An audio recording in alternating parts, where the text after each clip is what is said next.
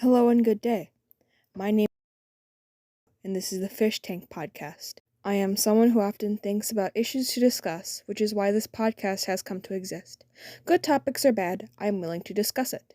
The world is a vast and open place, filled with creatures of every race, age, and style. You probably have a favorite TV show made by a creator, famous or not. But have you thought about what could be behind the creator's mask? Have you ever thought of what goes into the art that comes from the creator? What do you do when an artist has done awful things? Well, can we even separate the art from the artist if that were to happen? Should we pretend as if they never existed and the art appeared as if it was a gift from the gods themselves? No, we cannot separate the art from the artist.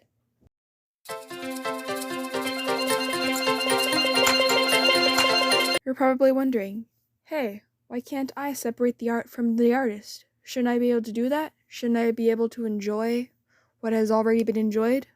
Well, there's a simple reason. The first reason being, an artist's problematic ideals can show in their art.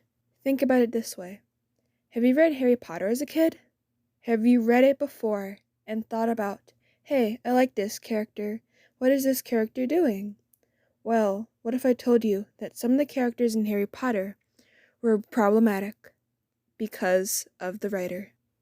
The author of Harry Potter, J.K. Rowling, has been known to put very problematic ideals in her art, as she is very problematic herself. Well, let's look at an example. Cho Chang is an Asian character portrayed in Harry Potter as being smart, which is very much a stereotype. She is in Ravenclaw, the house for smart people. You can't exactly write that off as an accident, can you? It's very obvious on what she did. You can't separate problematic ideals from an art when the problematic ideals are set in stone inside of the artwork. You're also probably wondering, hey, can't I just ignore their actions? Can't I just support them and ignore what they did? Can't I just treat them like subhuman? Well, you can't. If you support the artist, you're giving them money and supporting their wrongdoings. You can't run away from supporting a problematic artist when you always support and buy their works.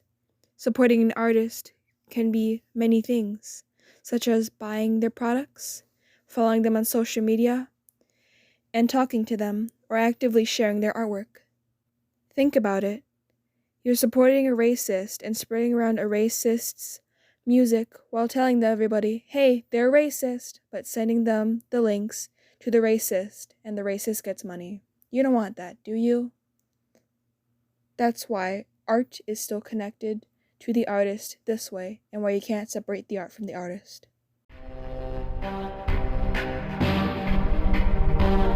Before we take a break to talk about our third and final point, I would like to give a thanks to our sponsor, What Pumpkin. What Pumpkin is a media-based company that has helped create things such as HiveSwap, PesterQuest, and Homestuck 2.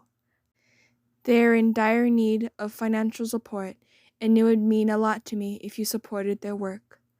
That is all for this sponsored message. Thanks again to What Pumpkin Games. If you really want to support the artist, if you really want to stay attached to their work, but you hate the person behind it, you can always just pretend that something or someone has created the work, but not the main person that has. For example, Minecraft. As Notch, the creator of Minecraft, spewed out transphobic and hateful comments, the community all rallied against it. A parody account of Hatsune Miku simply claimed, I made Minecraft, and the community went with it. It is very popular in the community to say, hey, Hatsune Miku made Minecraft, and not Notch. They separated the art from the artist and pretend that someone else made the art, and not the artist who was behind it originally. What is the closing message? The lesson which you should take from this podcast? The lesson is, you can't separate the art from the artist, no matter how much you may try. Their problematic ideals can show in their art. Their problematic, supporting beliefs will show in their art. Even if it doesn't show in the art, you shouldn't support a racist by supporting their music or their artwork, by buying it and showing it to other people. You should actively avoid supporting harmful artists to the community and say, hey, the artist is problematic and you should not support them. You should not buy from them. You should not listen to any of their music if they make music. It kind of does not matter how you feel. You cannot support a problematic artist. You cannot separate art from a problematic artist. Their ideals will stick in the art. And even if you try to separate them, if you bought their music, the funds go directly to the problematic artist. With this podcast, I hope that I have given you new information to consider. Once again, I thank What Pumpkin for their sponsor. Goodbye.